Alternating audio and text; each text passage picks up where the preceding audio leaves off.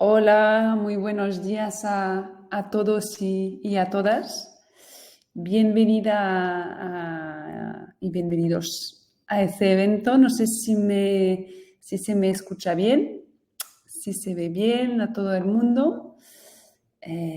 Vamos a esperar unos minutitos porque por lo visto de momento solo estamos 14. A ver si se anima, más gente al evento. A ver. Se escucha perfecto. Genial. Genial. Muchas gracias. Por esto vamos bien.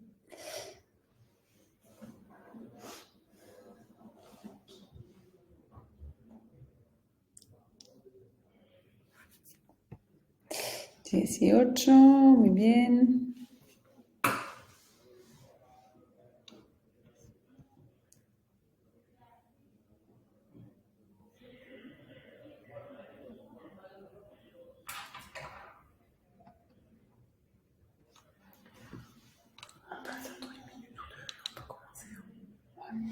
Creo que vamos a esperar un minuto, 2 minutos como mucho más y empezaremos.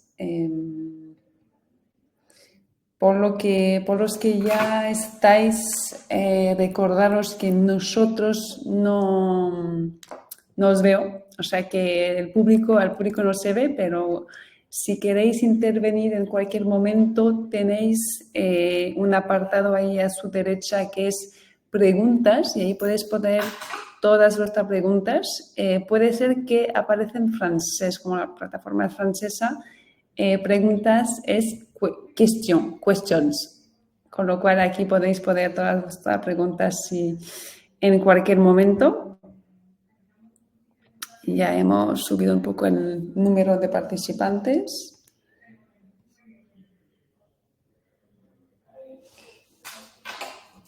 Y sin más, creo que empezamos, ¿no? Para no dejar de esperar a todo el mundo. Muchísimas gracias por estar aquí con nosotros esta mañana. De la parte de NERFIP queremos agradeceros a todos la presencia, tanto a la audiencia como a los ponentes que muy generosamente nos han regalado de su tiempo y de su experiencia para abordar hoy ese tema tan intrigante e importante de la dimensión social, ¿no? De la transición energética en España. Tengo el placer hoy de contar conmigo a mi compañera Lu, que es jefa de proyecto en NERFIP. Y tenemos presente también con nosotros a APA Renovables. La representante es Irma Villar, que es jefa de proyecto. Tenemos a Nalia Zainur, que representa el atelier ITD por la transición justa en el ámbito universitario. Tenemos a Tirso Virgos, de Legados. Tenemos también con nosotros a David Ribo Pérez de la Universidad de Valencia, que nos hablará del marco regulatorio, y Inés Monroy de Licencia Social, que nos hablará de la importancia de profesionalizar todo el sistema, ¿no? Y que colaboremos juntos. Y lo voy a repetir otra vez para los que igual no estabais apuntados, conectados en su momento. Nosotros no podemos veros al público, pero sin duda podéis preguntar cualquier pregunta que queráis en el chat, que os viene a la derecha. Intentaremos responder lo mejor posible. Tendremos una sesión de 15 minutos al final del evento para preguntas y respuestas. Si por si acaso vuestra pregunta se queda en el aire, no hemos tenido el tiempo de contestarla, pues sin problema me podéis escribir a flore@enerfip.es, que ahí luego ya trataremos de resolverla. La idea hoy es no generar un debate ni polémica, es simplemente trabajar, sacar herramientas, intercambiar ideas desde distintos puntos de vista sobre cómo podemos colaborar para abordar este tema de la transición justa, que tenemos la parte de la empresa que quiere montar su proyecto y también los oponentes, que los dos tienen motivos súper amables para seguir trabajando, digamos así. Así que nada, sin más, voy a empezar con APA Renovable. Me gustaría, Irma, bueno, te puedes preguntar rápidamente, que nos das, como APA Renovable es la voz que representa las empresas desarrolladoras en España, un poco qué feedback tenéis del terreno, porque se escucha mucho en los medios de comunicación que hay rechazo social, pero nos cuesta bastante, pues eso, cuantificar a cuántas empresas afecta. Sabemos que es difícil cuantificar, pero ¿cómo pintar para el panorama? ¿Cuál es el marco dentro del cual actúan ahora las empresas y cómo les afecta ese rechazo? Hola, buenos días a todos, todas. ¿Me oís? ¿Me oís bien? Fenomenal. Muy bien. Bueno, pues primero gracias Enerfip por esta oportunidad.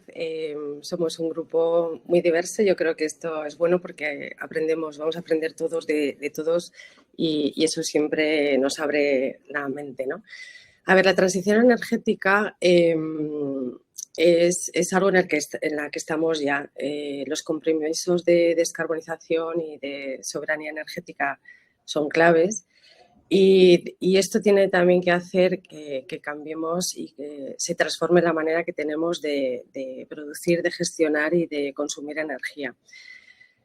Para poder llevar adelante esta transición energética, además de la social, por supuesto, que es el foco de este foro, creo que tenemos que tener en cuenta también otras dimensiones que están súper interrelacionadas, ¿no? Que es la parte tecnológica, la parte económica, por supuesto la medioambiental y la social, que es la que nos ocupa hoy.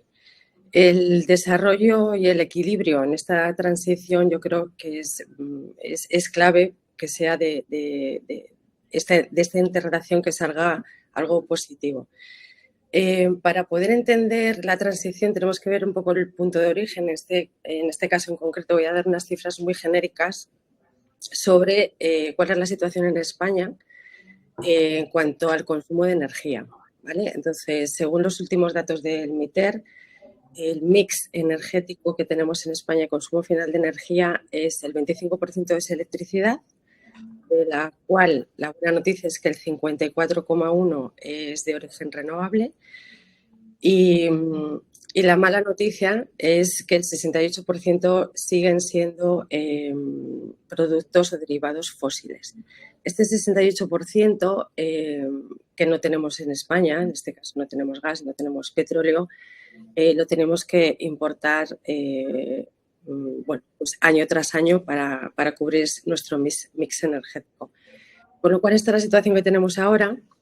Tenemos unos objetivos 2030 en el cual el PNIEC nos traza una hoja de ruta, ¿no? No sé si los alcanzaremos o no, pero para que entendamos un poco el orden de magnitud, en la actualidad tenemos de capacidad instalada renovable en España, atendiendo a todas las tecnologías, aproximadamente 86,6 gigavatios.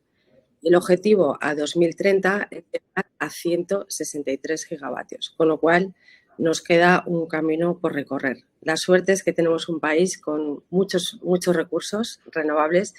En ese sentido, yo creo que es un gran aliado. En cuanto a la parte que ya poniendo un poco más foco sobre esa parte de la empresa y el territorio,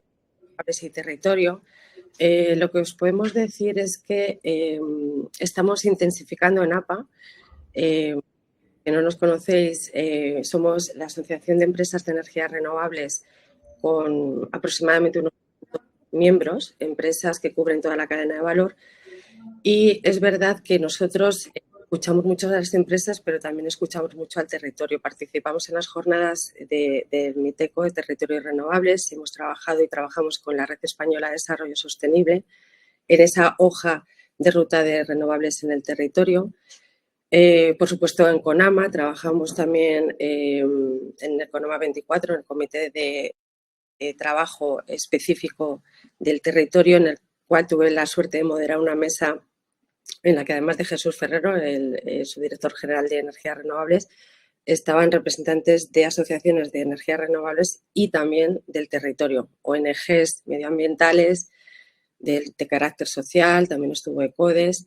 Bueno, fue muy interesante, yo creo, para hacer un poco la historia y resumirlo, sí que creo que mi conclusión es que existe cada vez una aproximación más sensible del territorio por todas las reguladores, promotores, tanto en la parte ambiental como en la parte social.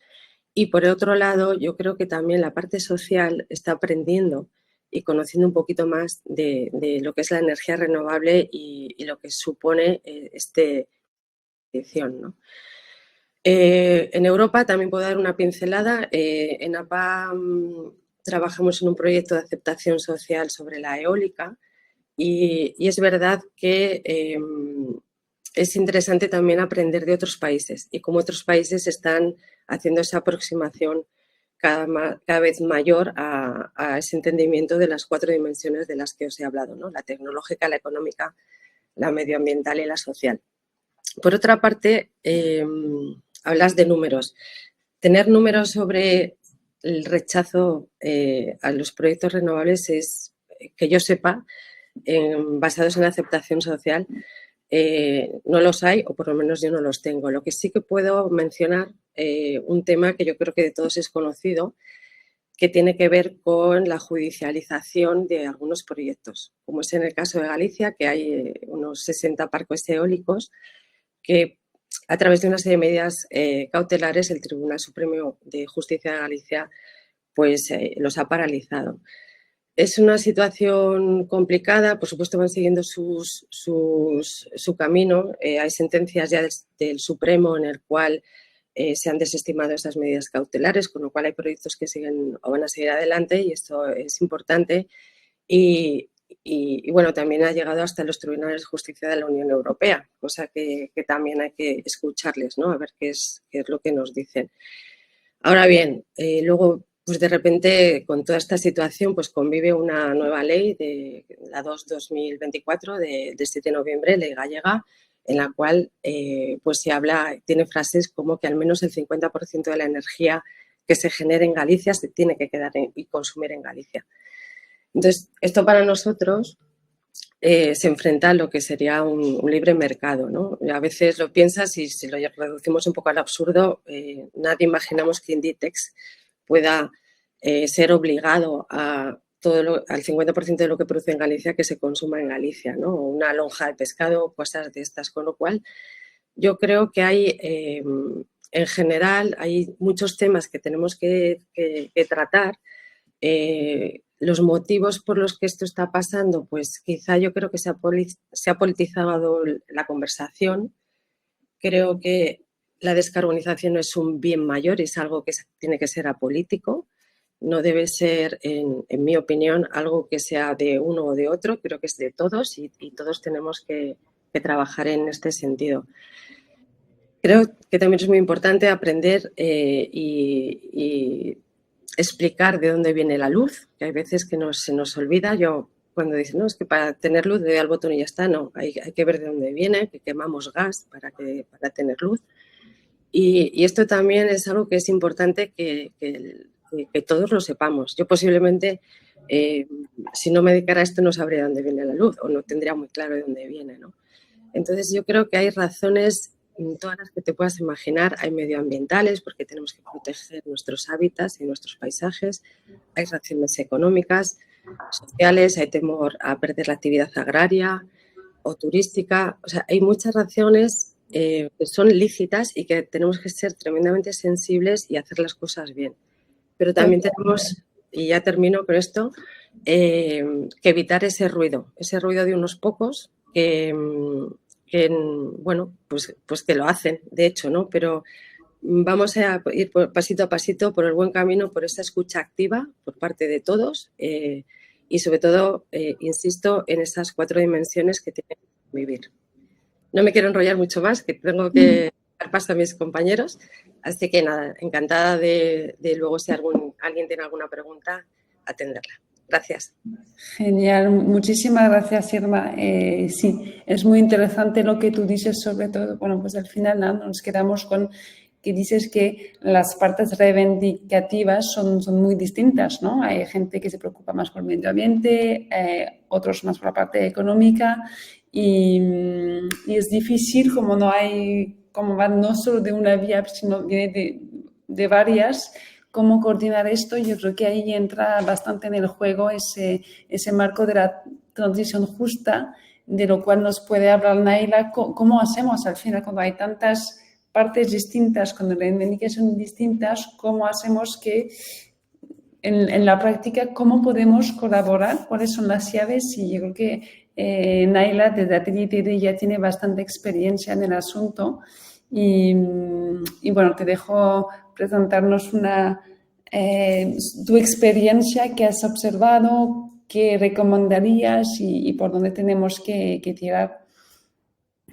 Vale, muchas gracias, Flor, y gracias, Irma, por tu intervención y al equipo Enerfip por la invitación. Yo soy Naila Sanyur, soy arquitecta de formación y ahora trabajo en Atelier ITD. Es una fundación y nos dedicamos a diseñar y facilitar colaboraciones y alianzas entre organizaciones de sectores diversos para impulsar las transiciones justas.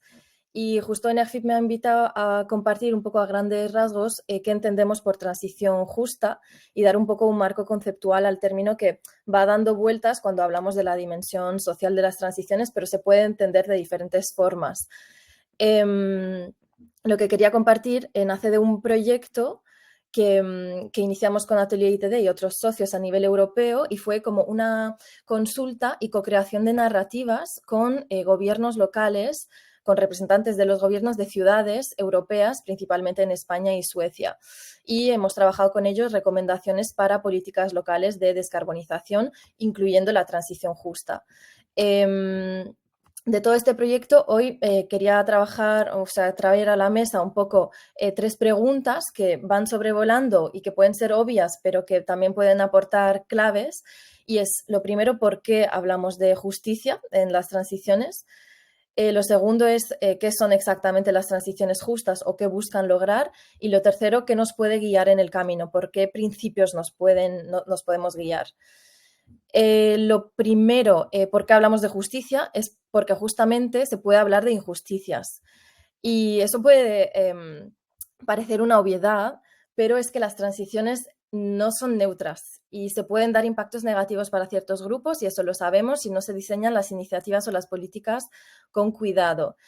Y muchas veces las transiciones energéticas se pueden basar en cambios técnicos o tecnológicos que a menudo no consideran las consecuencias sociales del cambio. Y cuando digo consecuencias sociales negativas, por ejemplo, se habla en general de pérdida de empleo en ciertas industrias, abandono de territorios, pero también presión económica de ciertas personas con ingresos bajos para adoptar ciertas tecnologías, la gentrificación de ciertas zonas que se transforman o incluso el daño causado por las propias tecnologías en todo su ciclo o su cadena de valor, como la extracción de recursos.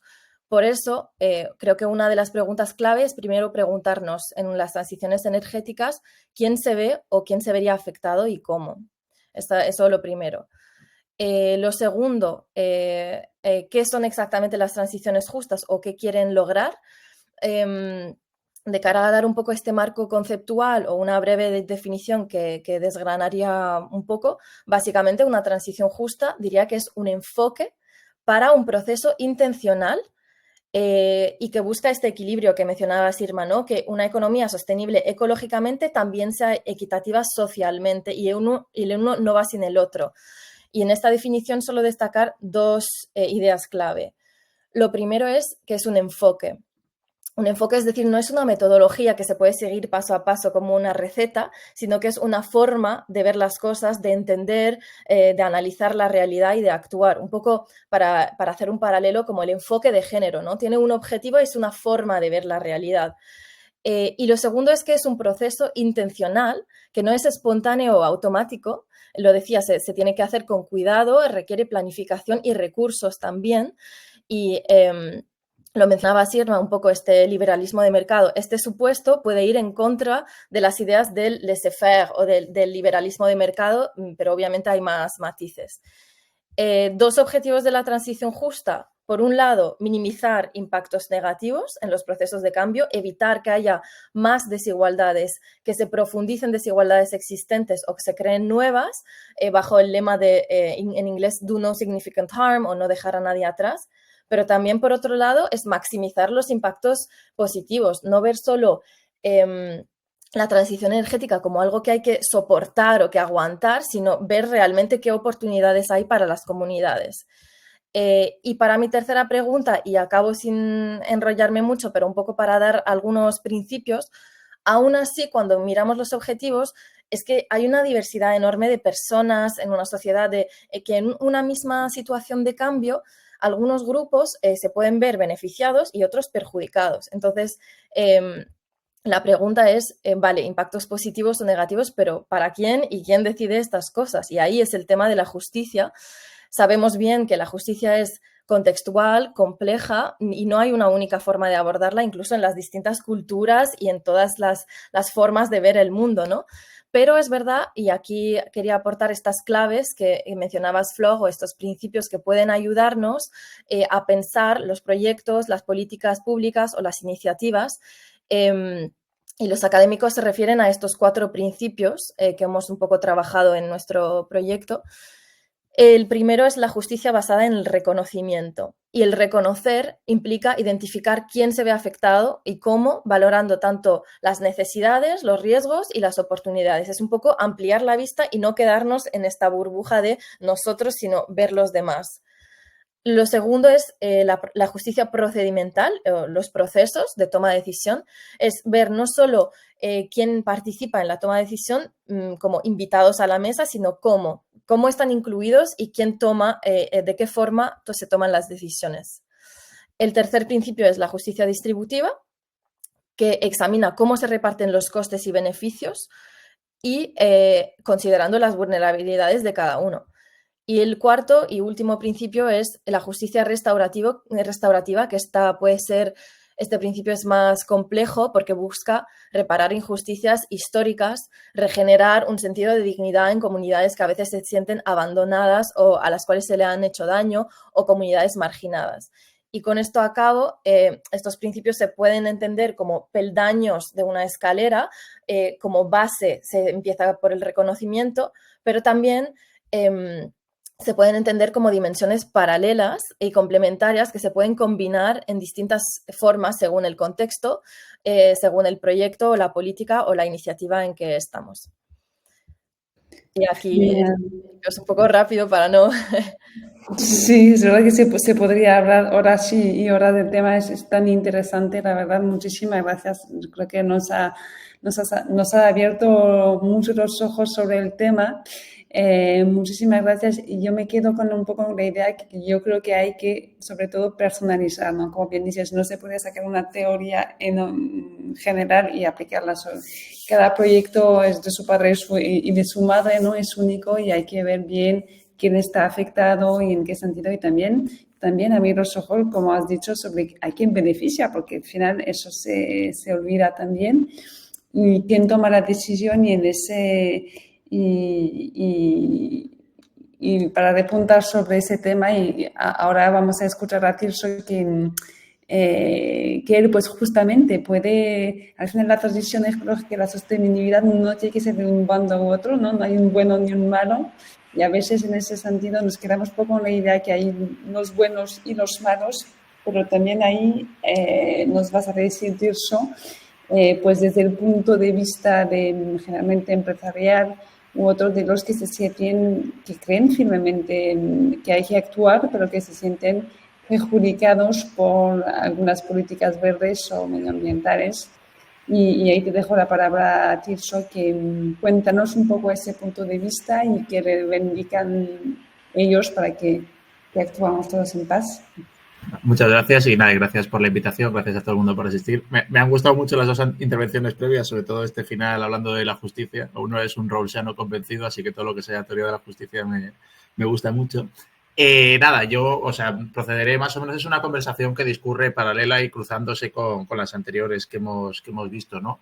Bueno, primero, yo trabajo para Legados, ¿vale? Y nosotros somos una organización que lo que trabaja es para incorporar al discurso sobre la transición energética y la transición verde en general aquellas voces que se sienten excluidas, ¿no? Que precisamente es lo que se ha tratado anteriormente y lo que voy a hablar ahora.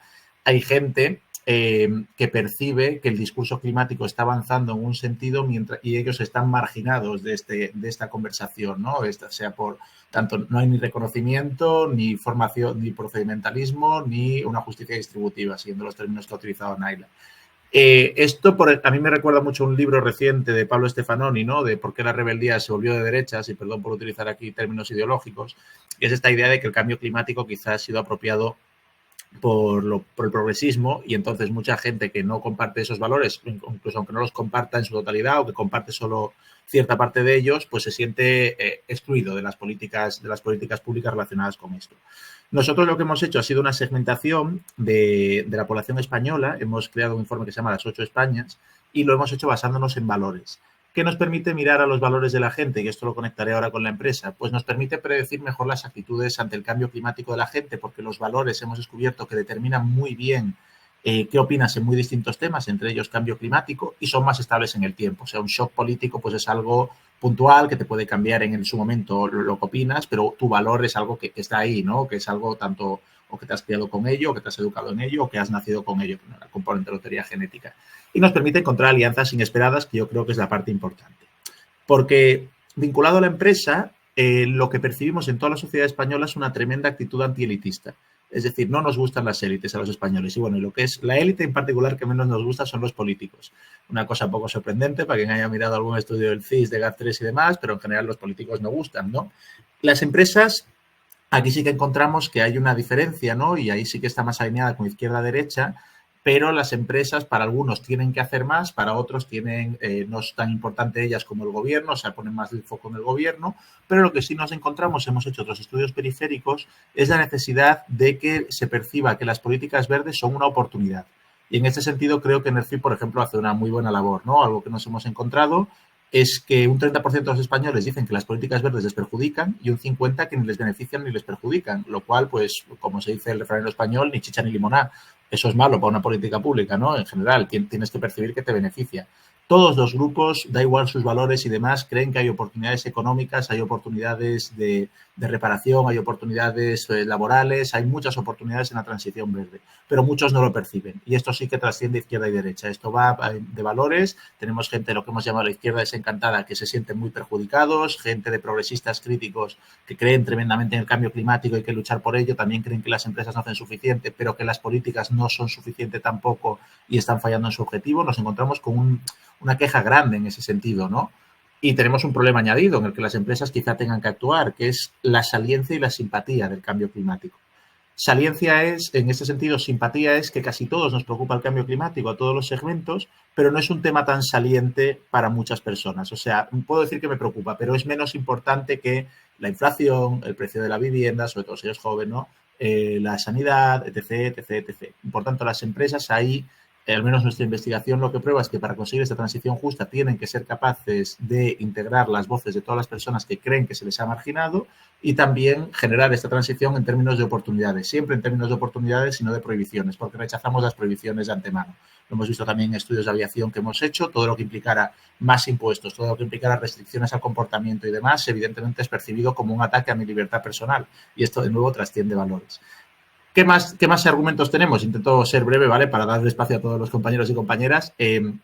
Las alianzas inesperadas de las que he hablado, ¿no? Que mirando valores podemos encontrar que a lo mejor tenemos una política que nos pueda apoyar gente que percibiríamos como más progresista y gente como más conservadora, y aquí creo que las empresas podrían pensar en ello, ¿no? Narrativas que apelen más a los valores de las personas, no solo, por ejemplo, protección del planeta, sino protección de tu localidad, protección de la biodiversidad, protección de la naturaleza en general, ¿no? Las tablas de Daimiel, Doñana, se me ocurre por ejemplos que hemos tenido el Mar Menor en España. Y 2 puntos extra es que tenemos una altísima confianza allí donde a los políticos se les detesta. Yo he trabajado en política, esto no es una crítica a los políticos como en general, pero tenemos una gran desconfianza hacia los políticos, pero una altísima confianza hacia los científicos, o sea que la necesidad de apoyarse en decisiones científicas es muy importante, creo que lo decía Irma antes también, y lo discutimos antes brevemente, y creo que es importante esa perspectiva de la academia. Y en los ganaderos y agricultores, que me parece que es interesante porque hay una percepción de lo que Nassim Taleb llamaría skin in the game, que los agricultores y ganaderos se la juegan, que son gente que sabe lo que hay de primera mano. En cambio, hay más críticas a los activistas ecologistas, o sea, a mí probablemente me llamarían, voy a ser un poco hablando en plata, pijo progre, que habla de estas cosas mientras no se ha manchado las manos en el campo y demás. Hay un punto de verdad, no me he manchado las manos en el campo, pero creo que es importante para las empresas entender esto, ¿no? Esa necesidad del skin in the game, la percepción de que verdaderamente sabes de lo que estás hablando, respaldar tus decisiones en la ciencia y sobre todo que no se perciban como politizadas o polarizadoras, porque eso es lo que más fastidia a la gente, ¿no? La sensación de que esto se está utilizando para anotarse puntos políticos o para hacer greenwashing. Ha sido un resumen muy rápido, el informe es más interesante, si alguien está interesado me puede escribir, pero creo que es importante que tengamos en cuenta estas cosas, ¿no? Mirar las posibles alianzas inesperadas, mirar más a los valores que a la ideología y hacer las políticas verdes, pues tanto basadas en ciencia como skin in the game, como, por ejemplo, la expresión sexys. Es decir, es una oportunidad económica que no nos va a restringir, sino que nos va a hacer más libres y más prósperos, que al final es lo que quiere la mayoría. Muchas gracias, espero no haberme pasado de tiempo. Nada, ha sido súper interesante y es verdad que, o sea, también podemos hablar horas y horas y súper interesante tener ese punto de vista y sobre todo que sea positivo. Ya nos compartirás el informe, lo compartimos desde NERFIP, creo que puede ayudar a muchas personas también a entender. Yo creo que la llave de todo este tema es entender las motivaciones de cada parte y personalizar, ¿no? Así que justo hacemos una transición con lo que nos has dicho. Voy a preguntar ahora a Inés de licencia social, cómo, pues eso, tenemos ahora pues el punto de vista de las empresas, qué está pasando para el renovable. Tenemos la Nadia que nos dio unas llaves para cómo hacer una transición justa. El punto de vista más político y la otra parte que se siente perjudicada, y ahora pues cómo pasamos de todo esto al concreto, ¿no? A cómo profesionalizamos, cómo damos el paso siguiente para que realmente esos acuerdos, esas discusiones se profesionalizan. Y doy la palabra ahora a Inés con licencia social, que cuéntanos un poco tu experiencia y qué has podido observar en el terreno. Entiendo que has ya liderado unas mediaciones entre distintas partes que has observado y que ya nos das. Bueno, en primer lugar, gracias a NERFIP por organizar esta charla, que me parece tan interesante porque está integrando visiones distintas, que creo que es algo muy importante, ¿no? El crear alianzas. Yo a estas, bueno, en primer lugar, quiero decir, soy bastante conocida en el sector porque llevo muchos años trabajando desde la empresa, en distintas empresas de la cadena de valor. He trabajado en varios continentes, ¿no? Donde pues la perspectiva de lo social y dentro de financiación de cooperación y desarrollo, es decir, que ha habido proyectos en los que he participado que aunque eran de empresas no buscaban la rentabilidad, sino el impacto positivo para dotar de electricidad zonas aisladas o mejorar el estilo de vida. Y también he sufrido oposición en algún proyecto en el que he sido project manager y demás. Entonces, bueno, pues tengo una visión un poco en el terreno. No soy agricultora, pero sí soy de las que se monta a caballo y va a comunidades aisladas y me he relacionado con comunidades de distinto tipo y he visto políticas de distintos países aplicadas para conseguir estos objetivos, ¿no? De equidad, yo diría, más que de justicia. Fíjate que yo tengo un background legal y en toda la carrera de Derecho no se habla nunca de justicia, porque se dice que la naturaleza de por sí no es justa, porque siempre existe un depredador, ¿no? Y una víctima en la naturaleza, ¿vale? Entonces, me gusta más hablar de equidad. Es verdad que, bueno, pues hay que plantearlo desde muchas dimensiones y yo añadiría una pregunta a las que ha hecho Naila, y es a quién corresponde, ¿no? Porque está claro a quién nos dirigimos, está bastante claro, ¿no? Cuando hablamos de este punto de justicia, de integración, participación, pero a quién corresponde y en qué medida. Yo represento a la parte de las empresas, pero echo en falta algún tipo de dirección, planificación y planes que no son fáciles de diseñar y probablemente por eso están ausentes, pero que facilitarían mucho la hoja de ruta en esta temática que es tan intangible, ¿vale? Podemos medir impactos, pero no podemos medir percepciones y visiones. No podemos medir tan fácilmente cómo es la relación de la sociedad con una tecnología, cómo es la relación de la sociedad con las empresas, con los dirigentes, como decía Tirso. Entonces, todo esto pues requiere hacer una reflexión más amplia, ¿no? ¿A quién corresponde? Es algo que a mí me interesaría poder responder en algún momento de forma clara. Y yendo a tu pregunta, Flor, en mi opinión, el hacer práctico, ¿no? Todo esto, bueno, pues parte primero de reconocer desde la empresa y desde cualquiera que se relaciona con el territorio que esto no es algo que sale solo, que se improvise, sino que es algo que requiere un plan, una estrategia, el seguir una serie de principios, como mencionaba Naila, y que también requiere invertir tiempo, esfuerzo y recursos. Esto no es algo que simplemente sea fruto de la buena voluntad, del altruismo, de la intuición, de me acerco por ahí y veo, no. O sea, esto requiere de cierta profesionalidad, experiencia y de herramientas concretas que se ha demostrado que funcionan en otros contextos, en otros sectores y que se vienen aplicando de largo en todo proyecto que quiere generar un impacto positivo en la sociedad. Esto lo primero. Lo digo porque las empresas pecan un poco de buena intención y de pensar que simplemente diseñando medidas de impacto positivo van a ser compartidas por la sociedad y está muy lejos. O sea, un proyecto puede crear ciertas medidas de impacto positivo, pero se hace necesario que haya una bidireccional en esta relación que ha de construirse con la sociedad. Es decir, que solemos hablar de participación, pero la realidad es que las empresas lo que hacen es informar. Y solamente informan acerca de los beneficios que aporta su proyecto.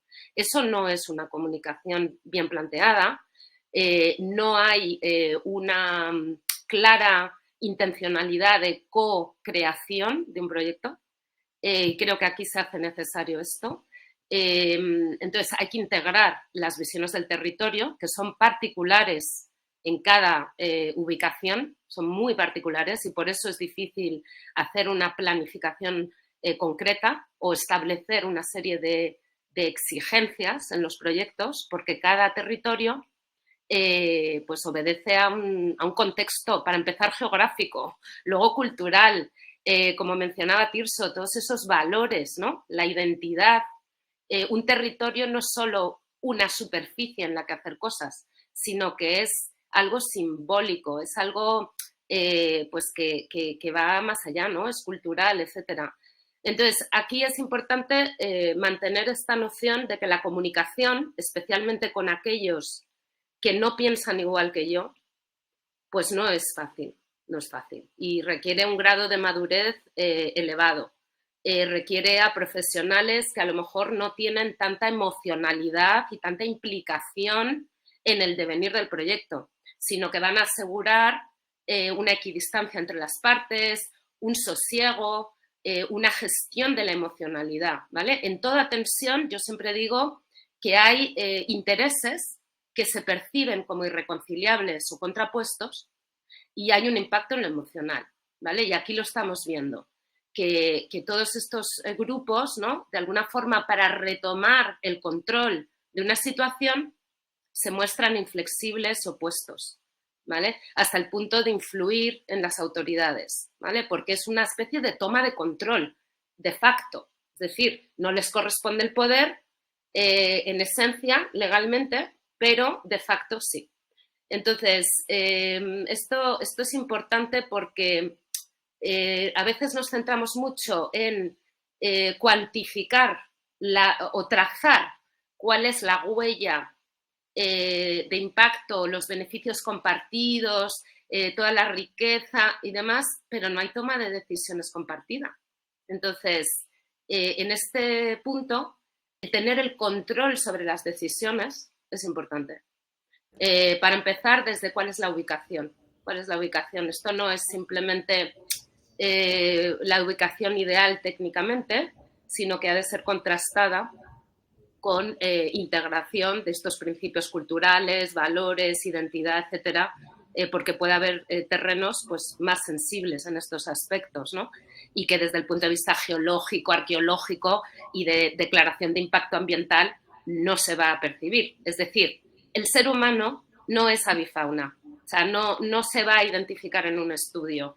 El ser humano requiere contacto personal, ¿vale? Es otra forma de responder a tu pregunta, Flor, ¿cómo lo hacemos real?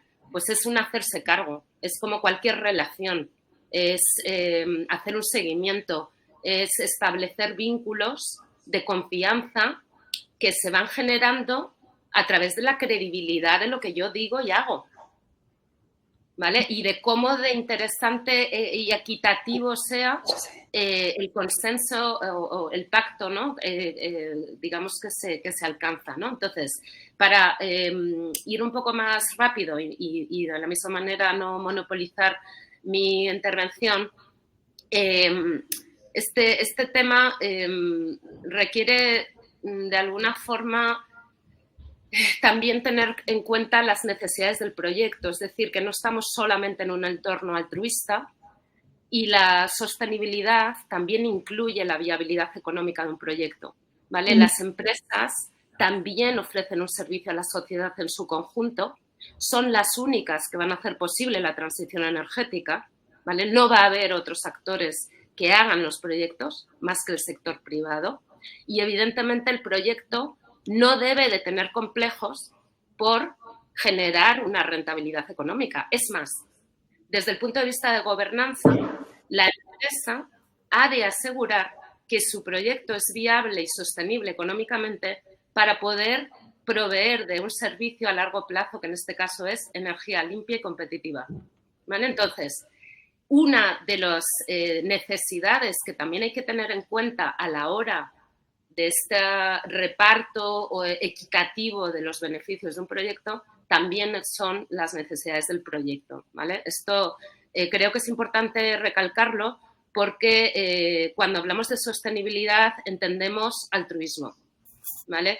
Y no es sostenible el partir de únicamente eso, ¿no? O sea, quiere decir que hay que tener esto en cuenta y también integrarlo. Y por último, con respecto a las tensiones que comentabas, Flor, en el territorio, que evidentemente las hay, y algunas de calado irreversible, porque la tensión ha escalado hasta un punto en el que ya ha tenido repercusiones administrativas y un informe negativo o una falta de obtención de un permiso implica que el proyecto ya ha muerto. Es decir, que por mucho que quieras invertir en retomar esa relación y plantearla de otra manera, ya es inviable el proyecto desde el punto de vista legal, con lo cual hay muchos proyectos de los que yo tengo conocimiento que realmente no han prosperado. Y esto es una lástima enorme, también desde el punto de vista de sostenibilidad, por el tiempo y los recursos invertidos en desarrollar un proyecto durante años, con toda la inversión que supone en estudios, en personal que trabaja en ello, etcétera. Y para la transición energética, francamente, no nos podemos permitir el que los proyectos mueran por falta de atención a estos parámetros, ¿no? Entonces, simplemente añadir, por último, que digamos, gestionar de forma creativa el conflicto también es una temática que ha de profesionalizarse y no cualquiera sabe hacerlo, ni tiene cualidades, ni tiene las herramientas. Es decir, que gestionar conflictos es una especialidad y una profesión en sí misma. Y en eso entra la justicia restaurativa, como mencionaban los anteriores ponentes, Naila y Tirso. La justicia restaurativa forma parte de los métodos alternativos de resolución de controversias, ¿vale? Y se hacen círculos participativos, comunitarios, restaurativos, cuando ha habido algún tipo de daño emocional especialmente, ¿vale? Y que la justicia como digamos, administración de justicia, ¿vale? Tribunales, no va a ser nunca capaz de restaurar. Por ejemplo, un proyecto que finaliza su recorrido administrativo y no sale adelante, pero ha creado una serie de problemáticas de escisión social, porque hay momentos en los que afecta a la cohesión de la población, porque hay unos a favor, otros en contra, y eso produce una serie de conflictos, ¿no? Es decir, que toda esta temática de cómo gestionar las tensiones y cómo reparar daños también es algo que ha de profesionalizarse y no se puede dejar a la buena voluntad porque a lo mejor conseguimos el efecto contrario. Bueno, esto es el aperitivo de la pregunta que me hacías. Sí. Perdón que te he cortado, sí, súper interesante. Si surge la ocasión ahora, después de que hablen, pues David, creo que queda por compartir, pues seguimos la conversación. Total. Muchísimas gracias por esta intervención, Inés, y que nos quedamos un poco corto de tiempo, pero justamente ahí confrontamos con el último y es cierto que desde NERFIP la parte legal, de tener un marco legal, una obligación es que las cosas se mueven solo si hay una ley. Al final, como bien dices, no podemos solo contar con el altruismo, porque, por ejemplo, en el NERFIP hemos conseguido avanzar tanto en Francia porque había un marco legal, había reglas. Sin embargo, en España nos cuesta arrancar un proyecto de acción social porque nadie obliga a nadie, y un poco volvemos al inicio a quien corresponde toda esa responsabilidad. Y entonces me gustaría, pues David, perdona que nos quedamos con poco tiempo, pero tú tómate el tiempo de decirnos cómo se ve desde el punto de vista regulatorio. Realmente se puede, ahí chocan, ¿no? Hablamos de tantos valores y emociones, y ahí pues entramos con algo bastante, entre comillas, frío, que es la ley. ¿Cómo legislamos algo que involucra tantas emociones, tantos valores? Y ahí me gustaría escucharte sobre el tema.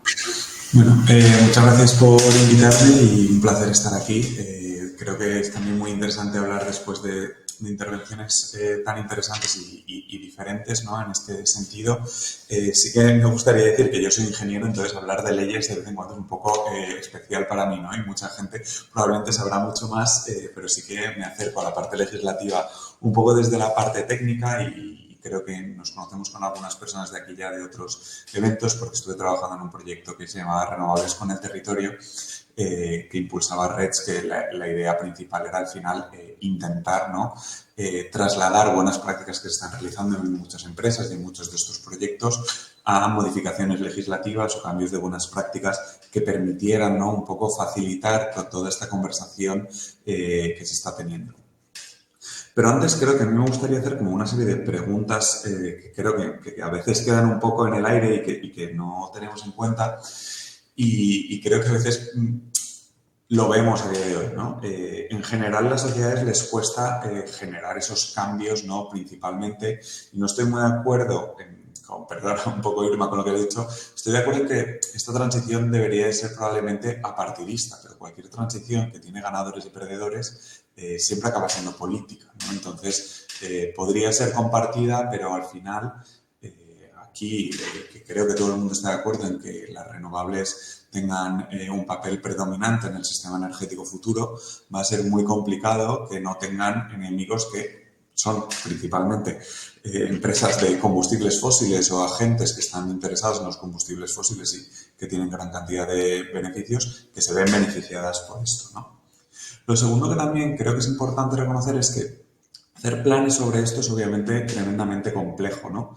Pero es tremendamente complejo porque en el momento en el que haces planes también decides ganadores y perdedores. Y al hacer planes también generas sarpullidos y ampollas. Entonces creo que muchas veces desde las administraciones públicas intentan hacer planes que sean lo más concretos posibles, pero a la vez dejen abiertos ciertos aspectos también a no una excesiva reglamentación y planificación que permita también eliminar ciertos aspectos negativos que podría tener esa planificación. Y lo hablo desde un punto parecido a lo que ya ocurrió con los puntos de acceso y conexión, donde lo que vimos fue toda una especie de fiebre especulativa, donde había muchos agentes que no querían realmente hacer proyectos renovables, y las empresas que realmente sí que querían hacer proyectos renovables se encontraban que cuando llegaban a pedir esos puntos de acceso y conexión ya estaban pedidos y los tenían que recomprar por unos precios mucho mayores, ¿no? Y ahí vimos cómo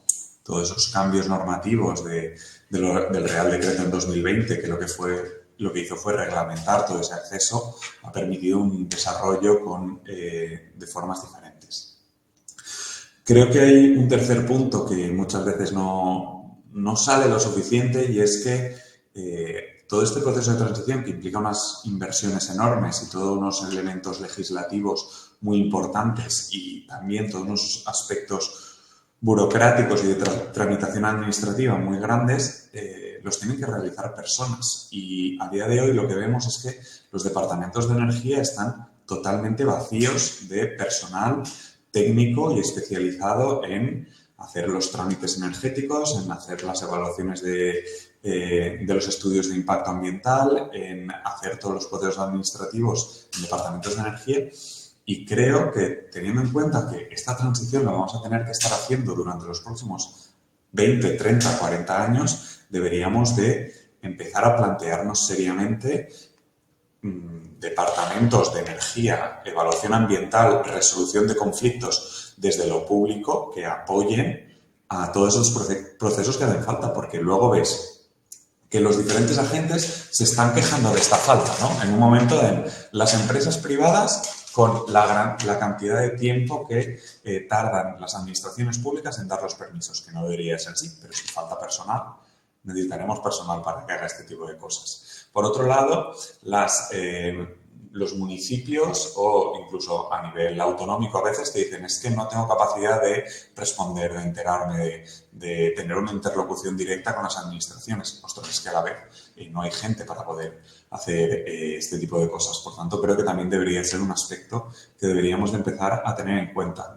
Igual que tenemos departamentos en Hacienda con una cantidad de personal especializado y muy cualificado, y tenemos departamentos a la hora de dar permisos para hacer licencias de construcciones de obras en los ayuntamientos, la energía es un elemento que mueve gran cantidad del presupuesto del Producto Interior Bruto de este país y de todos los países, y deberíamos de tener elementos y departamentos que fueran capaces de dar esta solución. Y creo, finalmente, desde un aspecto técnico, que es algo que no hablamos y que deberíamos de hablar también para que la gente viera esos cambios y esos beneficios, es que estamos viendo cómo la generación está cumpliendo un poco el rol que se tenía esperado en la planificación, y estamos viendo cómo estamos instalando cada vez más renovables. Las renovables son una parte cada vez más importante del mix, pero por el otro lado nos está faltando la electrificación. Y entonces, como nos está faltando la electrificación, vemos que no existe esa demanda eléctrica, que sí que existe a nivel energético, que pueda ser generada con renovables, y que también las diferentes ciudadanos, ¿no?, se vean y empresas a nivel competitivo se vean beneficiados de esa reducción de costes, de la situación privilegiada que tiene España a la hora de generar mediante energías renovables, ¿no? Entonces, creo que también a nivel normativo y a nivel de facilitación deberíamos de hacer un esfuerzo muy grande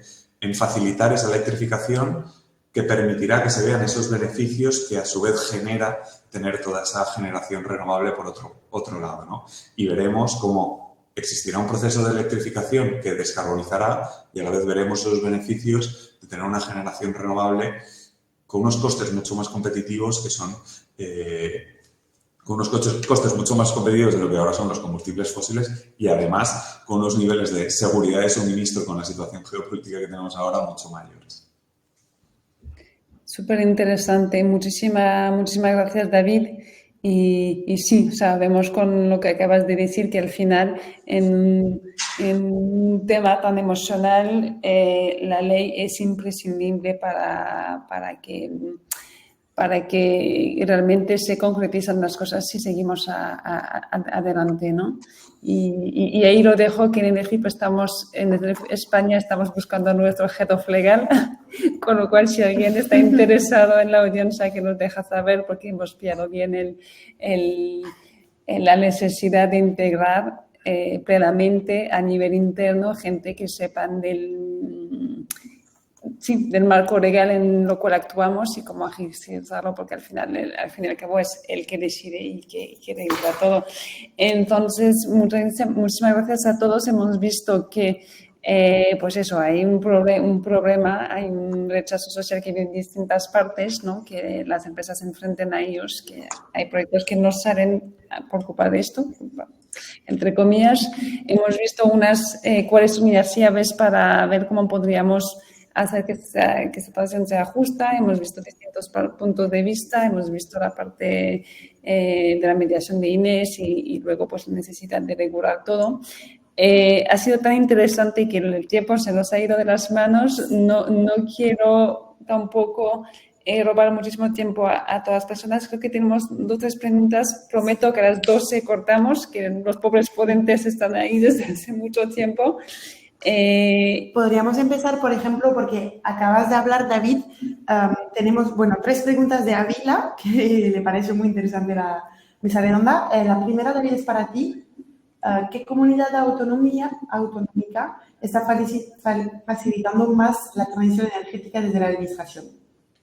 Yo creo que simplemente las diferentes comunidades autónomas están teniendo en cuenta cuáles son sus situaciones individuales y facilitando unas cosas u otras. Entonces, creo que hay comunidades con más terreno disponible donde los proyectos están avanzando de una forma, los proyectos grandes, ¿no? A lo mejor están avanzando de una forma más rápida, como puedan ser las zonas de Castilla-La Mancha, Castilla y León y Extremadura, que es donde a día de hoy existe una mayor penetración renovable, y a lo mejor otras comunidades están facilitando y avanzando más en otros aspectos como autoconsumos industriales, etc. Muchas gracias.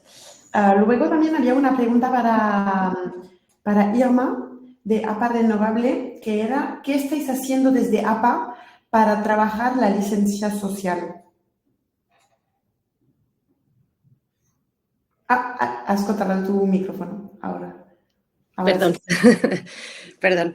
Pues, a ver, nosotros, como os digo, o como he explicado, tenemos una involucración súper directa con, pues cómo se están desarrollando, sobre todo cómo está cayendo desde Europa también, todas las directivas que tienen que ver con todo esto y cuál va a ser la transposición en nuestro ordenamiento.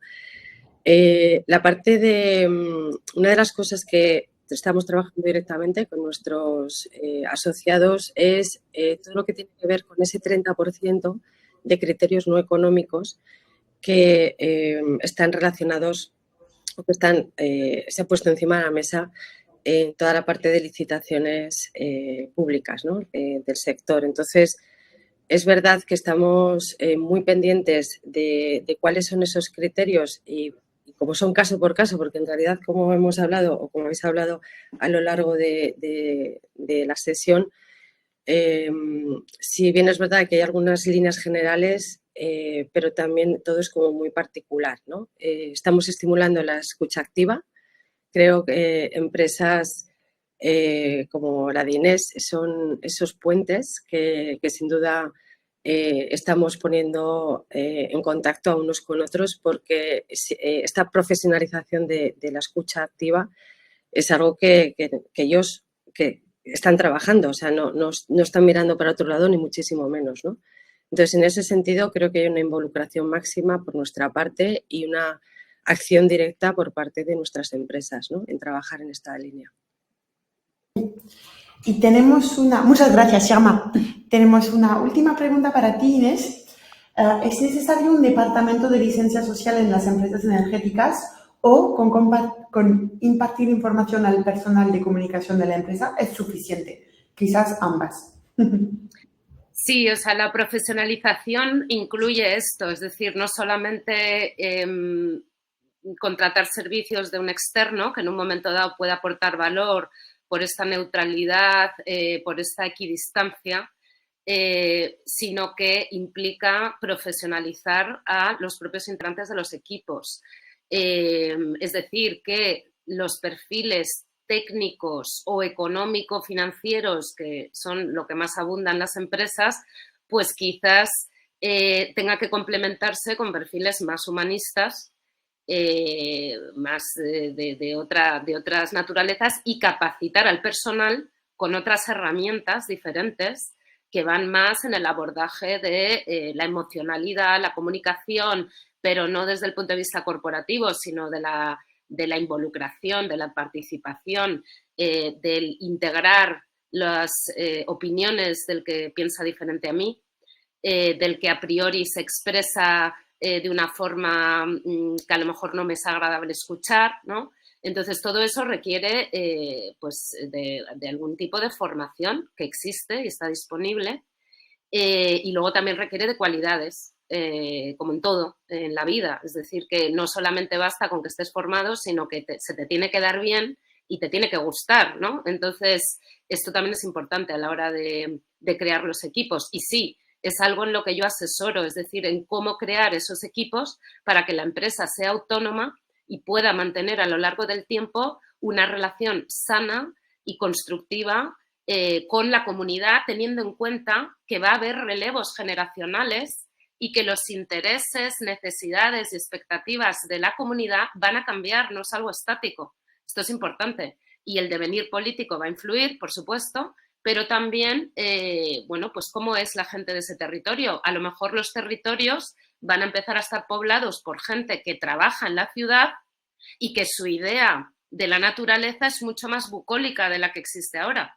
Ojo, es decir, que el nivel de exigencia por parte de la sociedad respecto a los proyectos puede ser mayor y venir incluso de la población urbana, ¿vale? Entonces, todo esto ha de ser integrado. ¿Por quién? Por especialistas. Pues perfil sociólogo, historiador, gente con formación en emocionalidad, etcétera, etcétera. Sí, por supuesto que sí. Genial. Pues muchísimas gracias, Inés. Yo creo que con estas preguntas, con la intervención de David, con Inés y Irma, nos quedamos, y yo creo que la conclusión podría ser la necesidad que realmente hay personas formadas, dedicadas a esto, porque el rechazo social seguirá y no se puede solo escuchar y seguir por una parte, ¿no? Hay que profesionalizar tanto a nivel legal, a nivel de comunicación y de mediación y de transición, ¿no? Yo creo que nos podemos quedar con estas ideas. Ya es pasado las 12. Realmente gracias enorme, no sé si se dice en español, a todos los ponentes, a Inala maravillosa, a Irma de APA Renovables, a David del ámbito legal y a Inés y obviamente a Tirso, que ha tenido que marcharse. Si os habéis quedado con una pregunta, algo que no os va a dejar dormir esta noche sin problema, podéis escribir a inversionistas@nf.es o a flore@nf.es o a Lu, y nos pondremos en contacto con las buenas personas. Con esto creo que cerramos. No sé si Lu quieres despedirte. No, nada más, que muchas gracias a todos. Estoy leyendo los comentarios y me hace muy feliz, así que muchas gracias y que tengáis un súper buen día. Y si no tenéis nada que hacer, el 8 de mayo tenemos un afterwork donde podemos vernos presencialmente y seguir hablando del tema con una cerveza o un vinito. Así que si os interesa, bienvenidos a todos los ponentes y a la audiencia. Muchas gracias. Hasta luego. Muchas gracias, que tengáis buen día. Adiós. Muchas gracias. Adiós. Chao, chao, gracias. Hasta pronto.